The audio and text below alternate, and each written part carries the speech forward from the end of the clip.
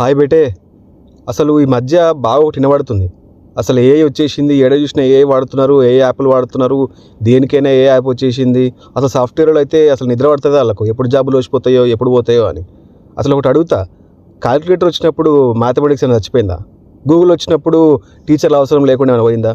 ఇక మొబైల్ మన ఫోన్లో వచ్చినప్పుడు అయితే కంప్యూటర్లు ఏమైనా మాయమైపోయినాయి ఏంది? లేదు కదా. ఒక్కోసారి ఒక్కొక్క టెక్నాలజీ వస్తుంది, కొన్ని ఉద్యోగాలు తగ్గిపోతాయి. అదే టైంలో కొన్ని కొత్త ఉద్యోగాలు కూడా పుట్టుకొస్తుంటాయి. అసలు భయం ఏది కాదు, ఏఐ నేర్చుకున్న మనిషిది అనమాట. ఎందుకంటే ఇద్దరు ఉంటారు భయ్. ఏఐ వస్తే నా పని అయిపోయింది అని భయపడుతుంటాడు ఒకడు, ఇంకోడైతే ఏఐని ఎట్లా వాడుకోవాలో నేర్చుకుందా అని చెప్పి ముందుకెళ్ళేటోడు ఇంకోడు. 5 సంవత్సరాల తర్వాత అవకాశం ఎరుకుంటా చెప్పురి, భయపడినోడుకా నేర్చుకున్నోడికా? ఓడి గుర్తుపెట్టుకో, టెక్నాలజీ ఉద్యోగాలు తీసుకోదు, టెక్నాలజీకి అలవాటు పడని వాళ్లకు అవకాశాలు తగ్గిస్తుంది. అందుకే ఏఐని చూసి భయపడొద్దు, దాన్ని నీ అసిస్టెంట్గా మార్చుకో.